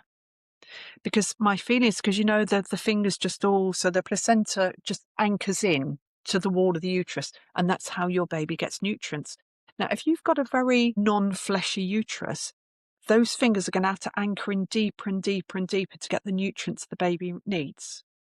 We know if you don't have enough protein in your diet, the baby's more likely to get growth retarded, gestational diabetes, preeclampsia, abruption of the placenta. If your placenta cannot anchor in properly, it's more likely to abrupt as well. And I think it's also conversely more likely to be retained as well and get accreta. So it's absolutely anchored in and they have to do a manual. And sometimes they can't even manually remove it properly, can they? They have to leave it sometimes. It's so adhered, they either do a hysterectomy or they have to leave it and let it just separate itself and give you antibiotics and see what happens. But the other thing with collagen is what a lot of people don't understand, and this has been known about for years, but again, it's rarely talked about. When you go into labour, the collagen starts breaking down in the muscle and it dries and it tightens the uterine muscle, and then it starts to contract and that pulls open the cervix. Now, there is a converse thing that happens, because if the cervix is too tight and hard, it will not open. Yeah? But the uterine muscle becomes drier and tighter. Hold on, that's not right, because it's opposite, isn't it? Yeah? My thought on this, sorry, I'm a bit of a birth nerd and I've spent a while talking about, and I was talking with the dad and he went, oh, so he said, so what you mean is you get the collagen breaks down in the uterus and it pulls in the cervix and it allows it to open. I went, yes, I think you're probably hit the nail on the head. I think that's what happens. I think the cervix becomes softer and more pliable. It goes from feeling like it's the end of your nose to feeling like it's the mouth. So when you do the vaginal examination, that's what it feels like, isn't it? It feels like the end of a nose. It's quite tight and dry and quite hard, isn't it? It feels like it's got a whole load of gristle in it, basically. But then it becomes like your mouth. It's soft like the lips. So how does it turn from that to that and become really soft and yielding? And I think it is that, and also a lot of women think their waters are gone when that process starts. It's actually collagen breakdown. It looks very similar to water. Mm. Because, and the reason you'll hear them, no, my water definitely gone. And what will happen, they'll have a rupture of membranes in labour and the membranes are still intact. So either they've gone or they haven't. They don't repair. The other thing I get twitchy about is this hindwater rupture that we hear about. Now, has anyone ever thought that makes no sense at all? Why would the hindwater, as in behind the baby's head, why would that go and not the front? It doesn't. There are two membranes around the baby. There's the amnion and the chorion. The amnion's next to the baby, the chorion is next to the mother.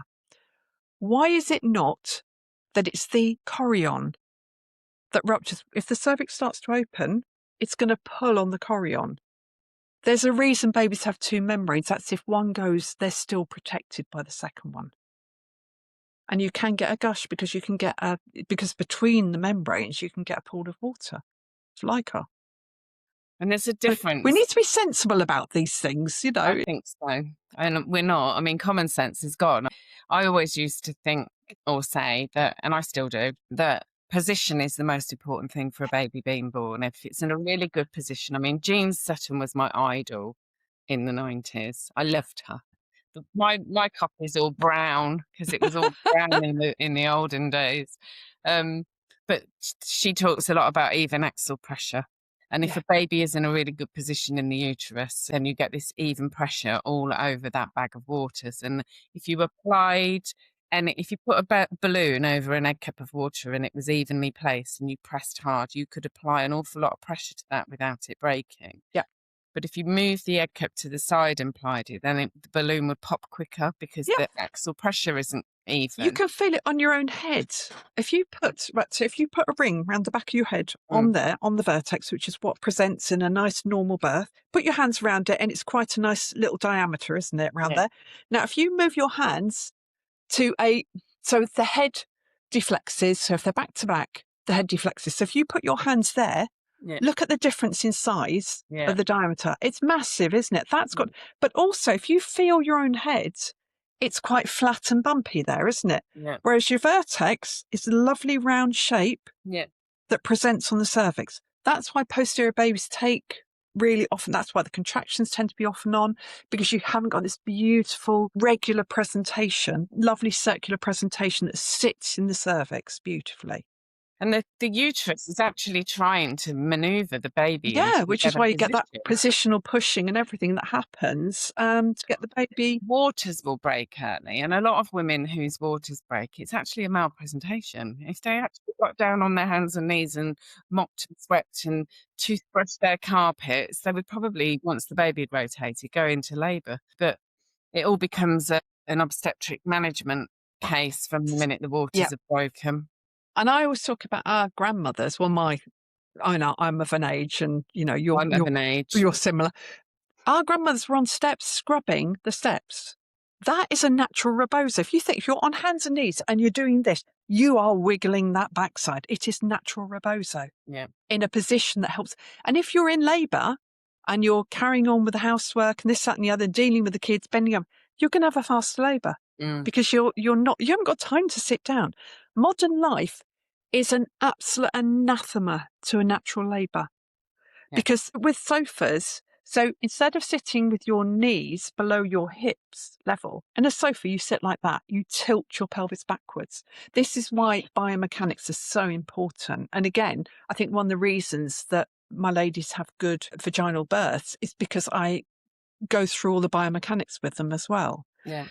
If you work as a doula, it is so important you understand physiology of birth. You're not just there to support them. You are there as a font of knowledge for that one, because she's never done this before. Doulas have done it before. They've gone through helping women and supporting women.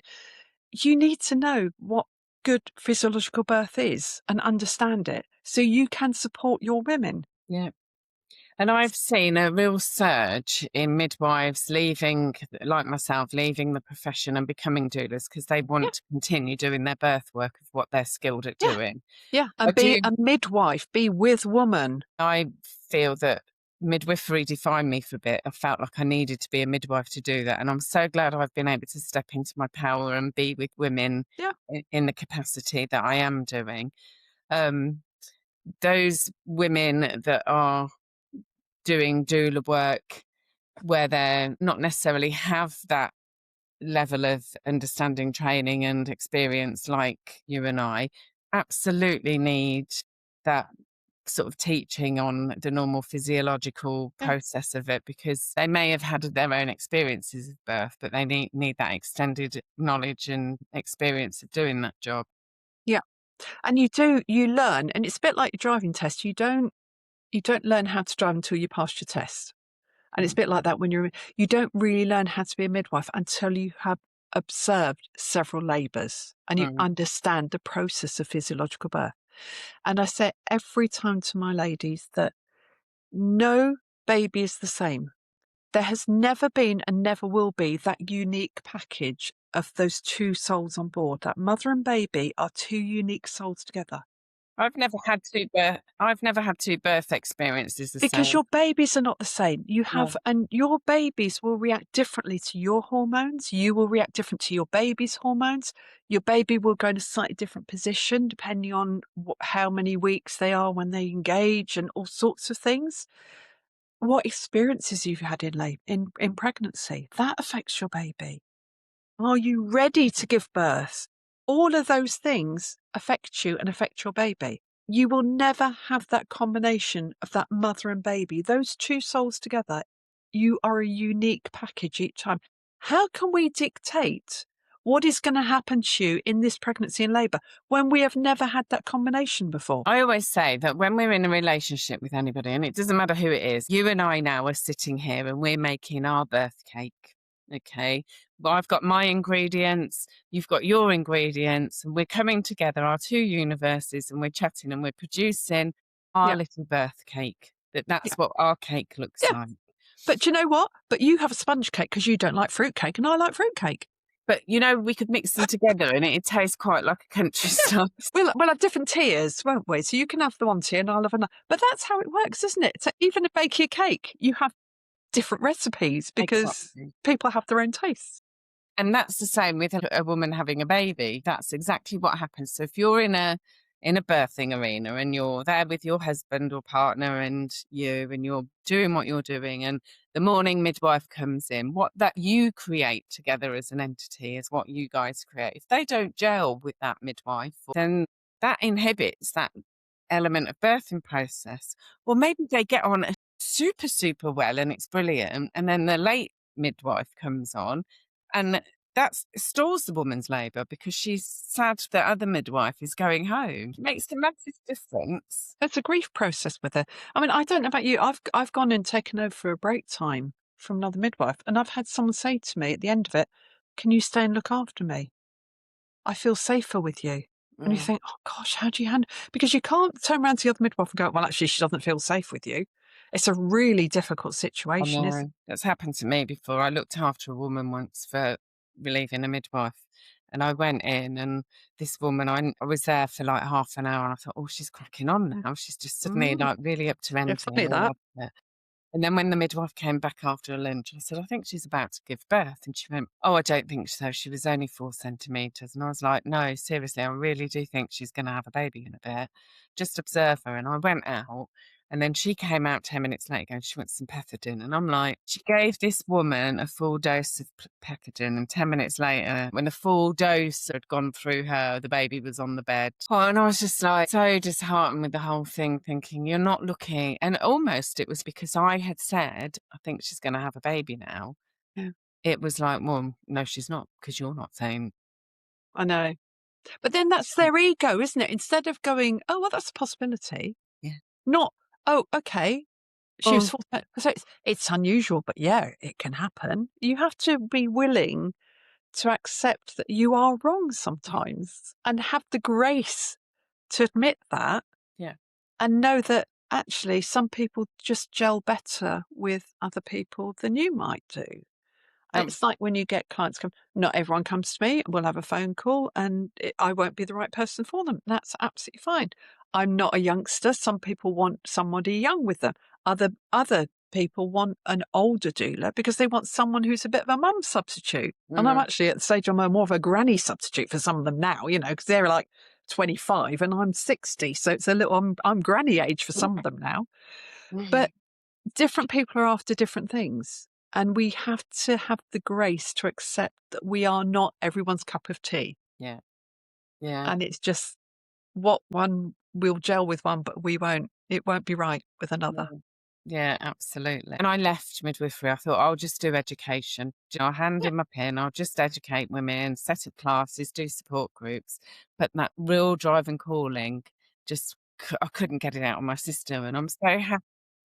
And I struggled a little bit with, like, am I a doula? Am I a birth keeper? Am I a birth guardian? There's this whole hoo-ha around having to join doula organisations. You have to do the doula training. And I'm like, I've got so much experience that I've really, really found challenging. But I'm so delighted that I've just been able to step into my own power and go back into my birthing arena and having these really gorgeous, wonderful birth experiences again, which is just, it makes my heart sing. It really does. Yeah, and it's absolutely when you start this malarkey being a doula, it's you have to shed so much midwife baggage. You take the fears in with you to start with. And what I found was once I released any of those fears I was holding and being responsible, because as a midwife, you are responsible for a good outcome. It's not so much the mother, it's a good outcome for the baby. It's all about the baby when you're a midwife. You need to make, because that's what the CCG is for. It's not for the mother. It's just make sure the baby's okay, make sure the baby's thriving, make sure the baby doesn't need a cesarean or being hoiked out. All these scans are for the baby, not for the mother. It's all for the baby. So the whole raison d'etre now with midwifery, it's not with woman, it's with baby. The woman is kind of left behind. That's the beating stick for conformity. Yes, absolutely. But because of that, because it's all about the baby, that's what the midwives concentrate. Oh, we just need to listen to baby. It's not, oh, is the mother getting blood pressure? Well, yeah, because she might be getting preeclampsia. That'll put the baby at risk. It's all, the whole thing is about the baby. Oh, you've got to bleed. Or it might be placental abruption. Again, it's not it's all about the baby. And the woman gets left behind. And as a doula, we are there to support the woman. That's why we don't do examinations. We don't listen to people because we're there to support the woman. That's our job. Yes, if we pick something up on the baby, we're going to say something, but our job is to support the woman in her decision making, nothing else. No. And we support the women. They feel like they've got someone at their back they can lean against. And I always say, I'm like a brick wall. It doesn't matter how much you lean on me, I'm not going to fall over. I'm there to protect you and support you. And I always say that my job, and we are the team around you, your job is to give birth to your baby, nothing else. You don't need to worry about anything that's going on around you. We will deal with that. So you do not need to be afraid. We will look after you. We will keep you safe. And then do you know what? They let go and they just tune into their baby and they don't worry about anything else going on around them. No. And I would that's say the only thing you have to do is breathe. yeah, That's all you have to do. Just yeah. breathe. But Keep tune into the breathing. baby. That's all they do. And once I found and I let go of that baby responsibility, because that's the mother's job. That's not my job. That's the mother's job. And she tunes into her baby. I tune into her. I support her. I leave everything else behind. And it means I can support her in the way she needs to be supported. And once I let go of that responsibility for the baby, do you know what? The births all went really well. Mm, Isn't that amazing? yeah. Yeah, it is. I mean, I just love being with women. Even when I was working in the NHS, I can remember a mum walking through the door going, I don't want to tear. So I said, well, Yeah. that's okay. We won't push. We won't do anything. And I Yeah. put her in the pool and I literally just gave her eye contact for the whole of her labour. And said to her, do you want me to listen in or are you happy just to... And she went, I just want to look at you. Well, okay, well, just look at me. It's And then amazing. after a little while, so I didn't do any of the stuff that I was supposed to because I was doing what she wanted. I was supporting her and loving her and holding space Yeah. for her. And then after a while, she just went, I think my baby's out. And I went, I think you ought to pick it up then. And she went down and just pulled up this little baby, and her husband was just like totally shocked. And then when I went out and I said to somebody about what had happened, they went, so you didn't do any care? And I said, I provided the best care that she could have ever asked for. What do they mean you didn't provide any care? What do they mean? What they mean is you don't do any vaginal examination, you're not listening to baby, you're not taking their blood pressure and the pulse and the temperature. No, actually, if you feel someone, you can feel if they get any headaches. No. They get any liver pains. No. There are no signs of preeclampsia. When you've done nursing first, you know a sick patient from 10 paces. So I can look at someone and think they don't look right. And so I don't always have to do a set of obs on somebody anyway to know that if they're fine or not, because you know by feeling them, by their presentation, everything so much. There's so much that we rely on, non-verbal communication that we rely on. That again, it's like midwives are no longer able and allowed to rely on their own instinct. No. And if you let the instinct come in, you're invariably correct. Oh, of course. I remember going to like having a woman coming in the clinic and I did a blood pressure and it was high. It wasn't like extortionately high, but it was high. And I said to her, do you know what? Go home. I'm going to come and do your blood pressure at home. She went home. I finished my clinic. I went to her house. I did a blood pressure again. It was still elevated. And then just asking her, like, how are you feeling? She said, I feel a little bit disassociated. That was the word that she used. I feel Yeah. a little bit disassociated. And I went, are you weeing all right? And she went, I don't know. I don't think I've had a wee today. I said, Yeah. got any headaches? And she went, no, I just feel a little bit like, and Not right. her SpongeBob SquarePants, I said to her, is that how you feel? And she went, yes. And went, I know it sounds really weird, but SpongeBob SquarePants absolutely sums up so many things for me, like living underwater where everything's a bit weird. And do you know what I mean? So I sent her in. I rang the hospital and I said, I'm sending her in. I don't know there's something that doesn't feel right. She doesn't feel Yeah. right. Blood pressure's up a little bit. No protein. I checked her urine, no protein in her urine. She got in and they did blood help. Yeah. Oh, yeah. But because of that inner knowing and that experience, and I Yes. went and I did what I did, and I was able to do an assessment in her home, in her own environment where she could freely speak her feelings Yeah. rather than in a clinic.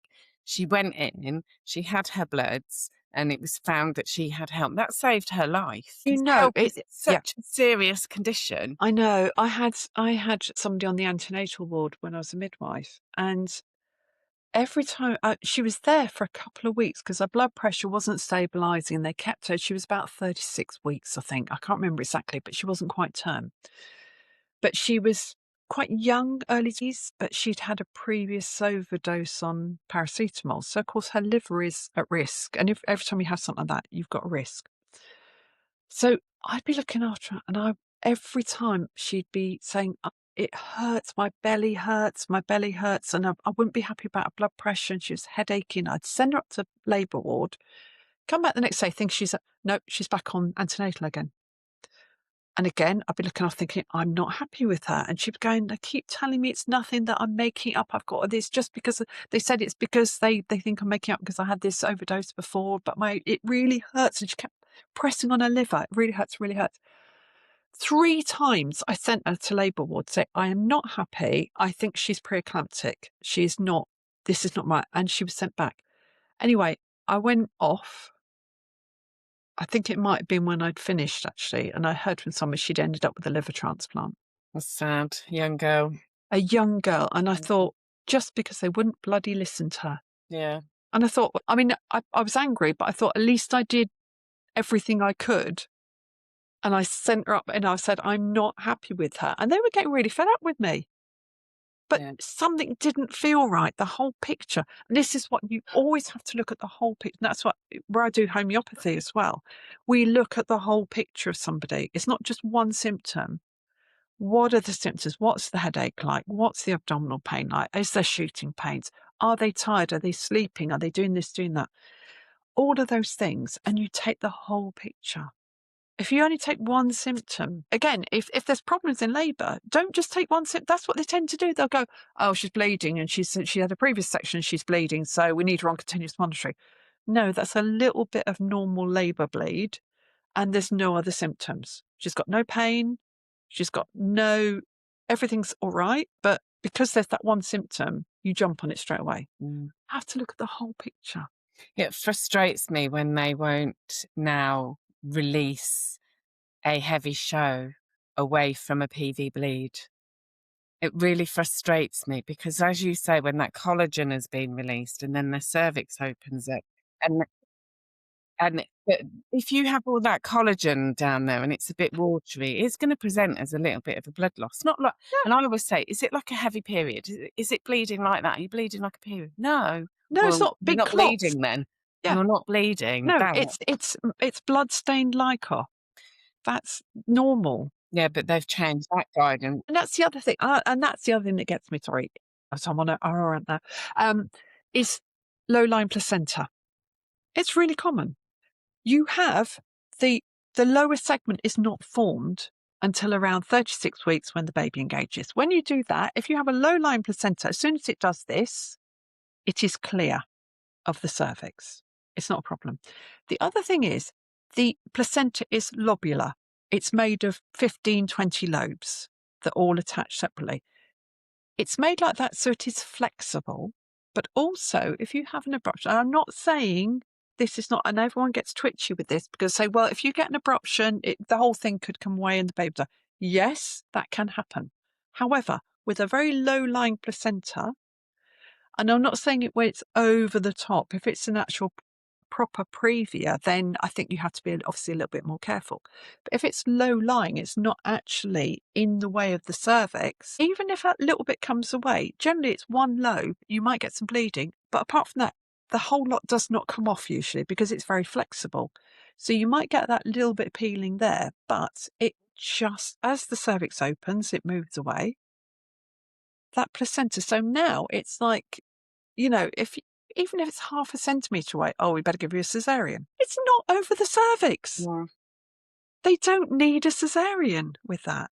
But No. again, it's that fear thing. You might bleed. Yeah, you might, but anyone might bleed. Anyone can have an abruption of placenta in labour. If that's the criteria, section everybody. The bloodstain lycra thing as well is quite a common thing that they Yeah. say, well, you need to have a section now because there's bloodstain lycra. You can't even say pinkish anymore. Can't even use that word without it being an obstetric. And meconium, if it's meconium staining, now it's treated like thick meconium. There's not treated any different. So again, continuous monitoring.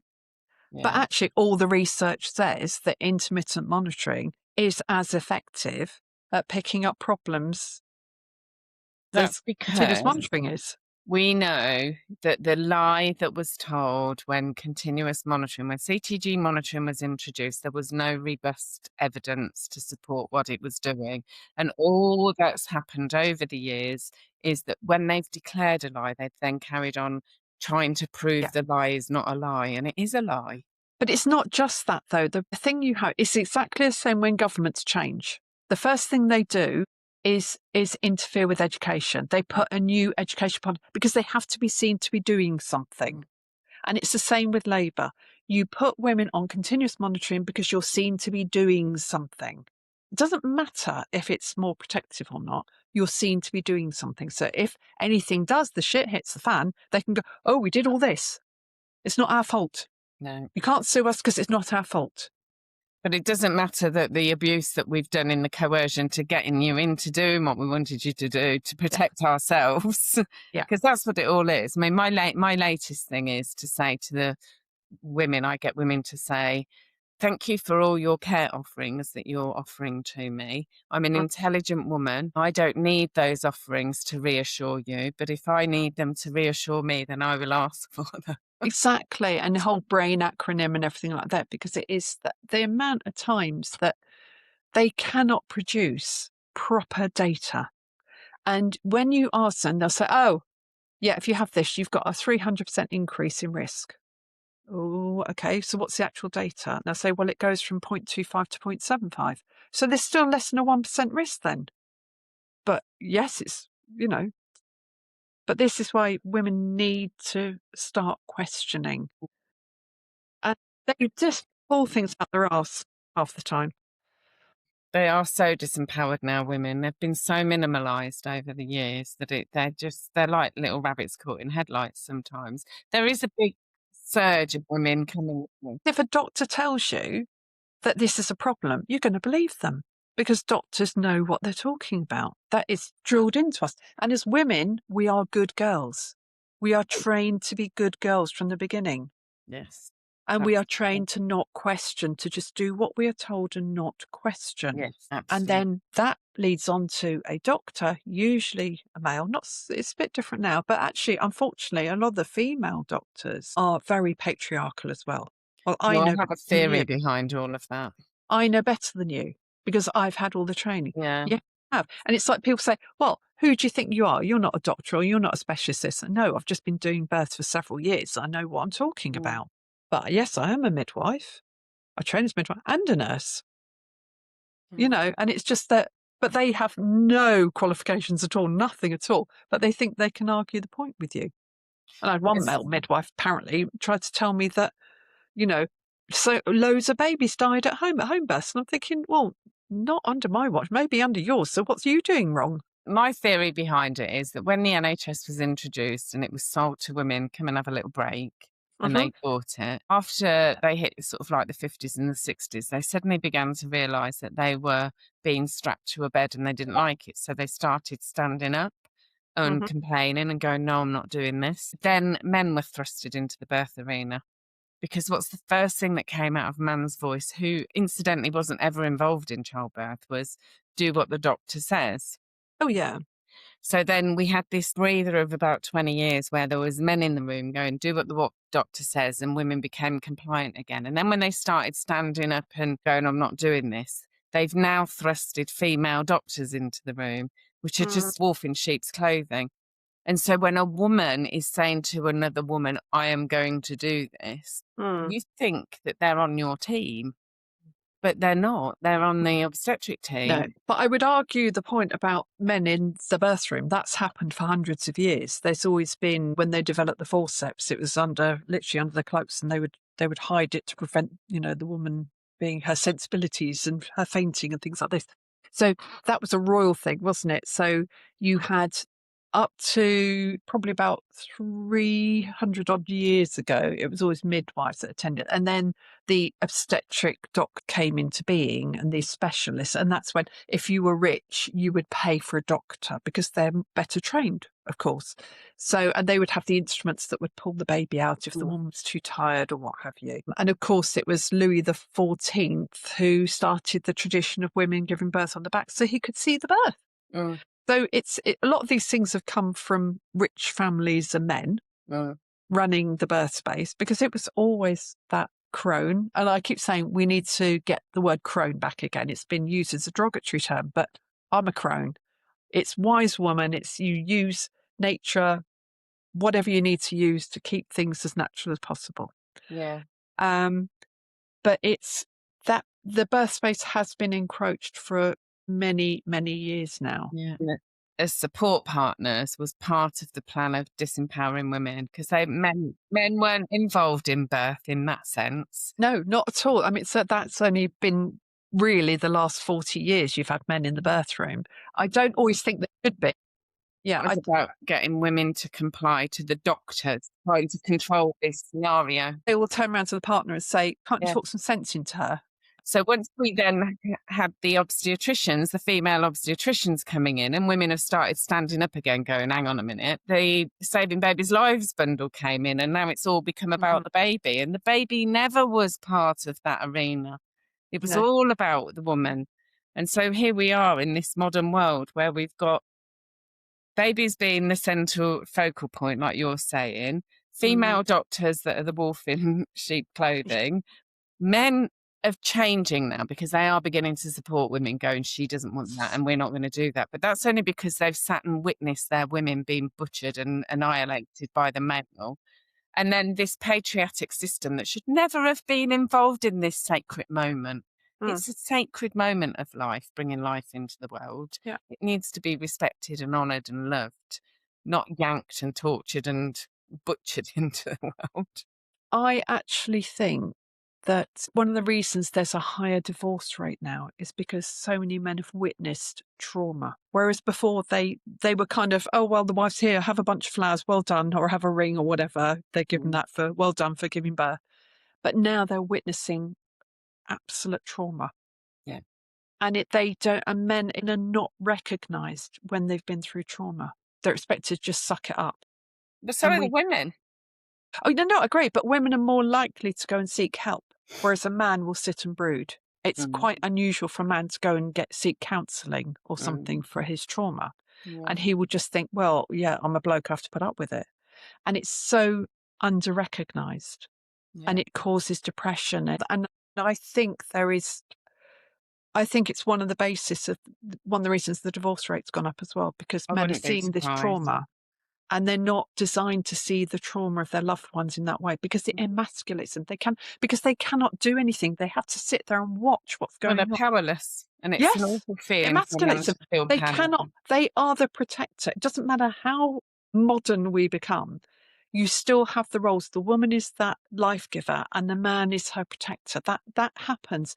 If he's there watching her go through shit and being violated to an extreme degree, and he thinks he's going to lose her because she's bleeding out, the baby's heartbeat's dropping, what the hell's that going to do to him? And do you know what? One of the reasons I left my role was because inadvertently was involved in one of the most horrific births that I've ever witnessed in my career. It was so devastating Yeah. on me. It broke me. It broke me as a woman. It broke me as a midwife. It broke me as a mother. I Yeah. wasn't able to mother my own children. It was so, and I've had so much therapy around it. It destroyed me.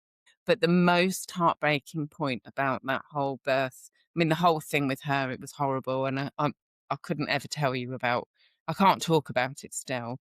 But when I handed the baby to the dad, he cried like he was in another room, because it had ended up going into theatre.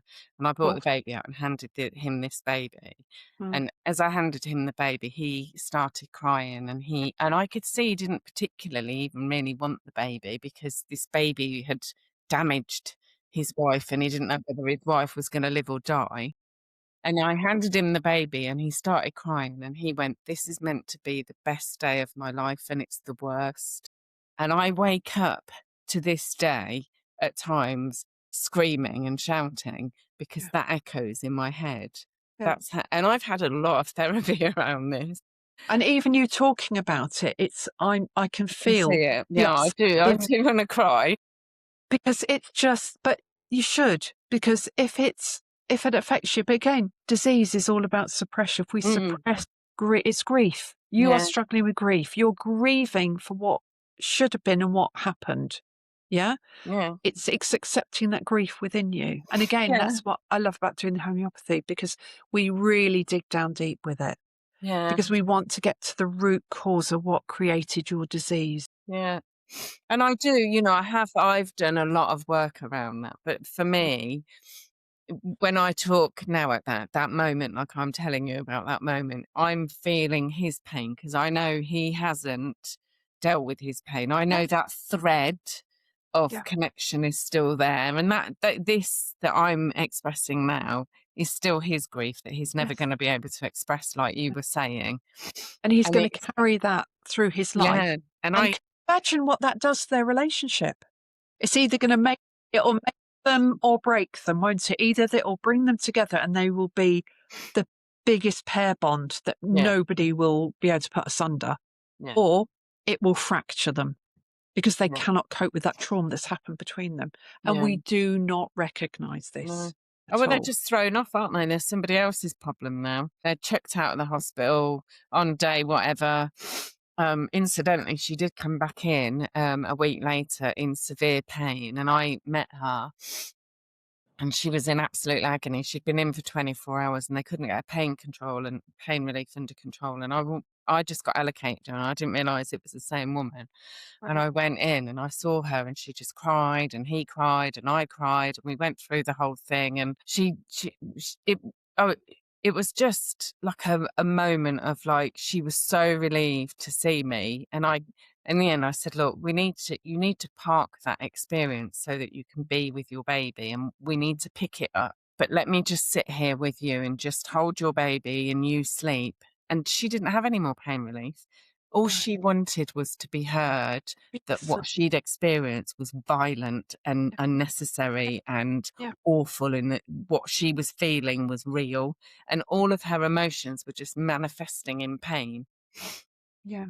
And can I just take a moment to say I honour you for your thoughts and what's going on with that, because it shows how caring you are, how deeply that's affected you. So I'd like to say thank you for you being you. Well, yeah, I'm an emotional person. I love feelings and emotions. I don't care what emotions they are. If you can bring them and celebrate them, then bring them and celebrate them, because that's what they are. And I pray for that couple every day. And it was an ending of my career. It wasn't the way I wanted my career ending. But at that point, I knew that actually wasn't the actual point. I think when I'd put in all the day texts and things and said that wasn't right, and the day text came back saying all procedures were followed normally. Yeah, of course, because they're going to protect themselves as well. And it doesn't matter that you've absolutely destroyed this whole family. None of that matters. You've ticked your boxes. And then I was like, you can fuck off. And that was it. Well, what an incredible way to kind of bring this to a conclusion. Yeah. I can't believe we've been going for, was it 2 hours? Oh no, it felt like 2 minutes. I know. Oh, it's been lovely talking with you anyway. And you. And we can do this again on that group. And when push comes to shove, and I hear you putting up your little things, I always think, there's the font of knowledge. There she is. I said that once, didn't I, in the post? Well, yeah. I mean, Nikita calls me the matriarch. I think I'm in her phone as the matriarch. Oh, really? Yeah, I think you're the font of all knowledge. I don't feel like it, but I've just got years of experience behind me, though, of all sorts of things. It's not just birth. It's just there are so many things that you experience as you get. You know that. Yeah. And this is why there's a wisdom to age as well, isn't it? That's why we need to grab that crone descriptor back again, because when you hit menopause, you become invisible in society. You're no longer valued as a member of society because you're not worthy. Most of the time, you're not good enough to work anymore. There are people younger and fitter and faster because you do. Your reflexes do go down a little bit as you get older. And once you're menopause, you do lose a bit of your hair. Things start sagging. Everything goes down with gravity, you know, all of that stuff. But what I find really fascinating is the men don't have the influence on you. Once your hormones change, you know, you get this good looking chap who thinks he can talk around anyone. You're going, yeah, doesn't work on me anymore, love. I'd use you as a toothpick. I do think that historically wise women were honoured. And the modern world, we have become invisible. But I'm very much into getting it back that actually we have got the knowing. Yeah. We've got the knowing and the knowledge, and we're here to share it and love it and give it to you people to bring back the power to the women. And it's that as a woman, we have a duty to support the next generation. We absolutely have a duty. And that's what I always found so hard is when you're in a very female dominated profession like midwifery, how nasty people can be to each other. There's very little support, isn't there? And it's almost like people climb on top of each other and they'll push people down to make themselves bigger. Yeah. And you think it shouldn't be like that. We should be. I could just keep my knowledge to myself and not say a word. But the way I look at it is we should always be learning and we should always share that knowledge. And the more you share knowledge, you disseminate that. And I've said, you put it out there, it comes back to you. You send that love comes back to you. Yeah. And so many people will hold hate and they'll withhold forgiveness. But if you can forgive yourself, that's such a big way to go for healing. And if someone's done you wrong, try sending them out some love, because there's a reason usually they've acted the way they have, and it's because they've been hurt. They don't know another way of acting. They're attacking you because they've been attacked. So it's a defensive mechanism. So what should you do? So if that was you, if you were getting that from someone, you'd immediately go, oh, why are they doing that to me? That other person might be feeling the same way about you because you hold a mirror up to other people. So instead of going, hate that person, you're sending out hate. You send out love to them. You send out forgiveness. You send out a prayer for them for healing, that they are supported in what they need in their life. Please, whoever you pray to, your angels, your God, whoever it is, you send that love and that healing out to them. And you accept that you might not change them, but you're just going to love them anyway. Yeah. And it's amazing how the world changes. I know. When I felt, targeted and bullied, I sat and did a meditation, the image of that playground where there's a child in the middle and everybody's pushing them and bullying them. And I recognised the faces of all the people that were in that circle. And I thought, do you know what? I have to forgive them, for they know no different. Yes. And if it wasn't me, this strong woman in the middle receiving that, it would have been one of the others, and that actually would have been worse. I was strong enough to cope with that and go, stop, no more. This has to stop. Isn't it? It's so hard to be the bigger person to do that, but you kind of have to do it, because it's really fascinating, because, I'm not going to get all religious, because I think a lot of the religions don't teach the teachings in the way it should be taught anyway, because it is all about love. God isn't this big kind of nasty retributional thing that we send you to hell and there's that. God is love. And it's all about, and the teachings are all about love, not.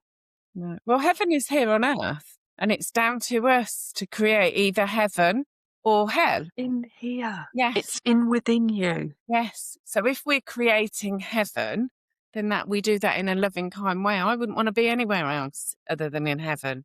Yeah. What a beautiful place to be. Yeah. So look through loving eyes, look with a loving heart, feel with lovingness. That's why I always wear hearts. Yeah, lovely. I've got hearts on my socks, heart on my knickers, heart on my jumpers. Excellent. I've just got a bag that says "We're the witch" and says they can't burn us all. Well, we are carrying ancestral witch wounds. That's the thing, isn't it? And we have to be I know. mindful. And there is, there's definitely a bit of a witch hunt going on, isn't there? With people who, like ourselves, who are outside the system. Yeah, definitely. Well, Jeanette, what an absolute pleasure and delight. I have loved this journey unfolding. It's been beautiful listening to everything that you have to say and how our conversation has flowed. I said to you it would flow, didn't I? And it certainly has. It's been fine. It's not felt like, Yeah, no, absolutely. Thank you. I'm not quite ready to do my own one yet, though. No, but when you are, I'll be there. Thank you so much for your time and your love and your thoughts and your knowledge and your experience and information that you've brought to this time. It's been, I've loved it. It's been wonderful. So I really appreciate everything. Thank you. And you just keep doing what you're doing as well. And just remember, you are a beautiful person and you don't owe anyone anything. Thank you. Thank you. In the same. And if you ever need any backup support or whatever from your women, I'll be there. You're not that close though, are you? No, actually, I've got the most amazing backup with Caroline. Caroline and I, we work together with. Yeah, it's brilliant. We've had some beautiful free births together, and it's just been lovely. Yeah, I'm kind of looking to reach out to get a little person alongside me. It's nice to have that extra. It's always good to have that support there, because sometimes you need someone to bounce some ideas off as well. So I mean, I've got lots of people I can bounce ideas off, but I just would love to have somebody that I can touch. Yeah. Bit of touching's always lovely. Doula hug. Proper hug. Exactly. I know, it's nice. And it is that thing that, because we'll say, right, I'm busy, I've got this, but I've got this other client, are you free? And then we'll do a share care on them. Yeah. So one of us will be there. Yeah. Beautiful. Love it. Thank you so much. Have an amazing evening, won't you? And I'll look forward to our next encounter. Yes. I'll speak soon. All right, my darling. Lots of love. See you then. Take care. Bye.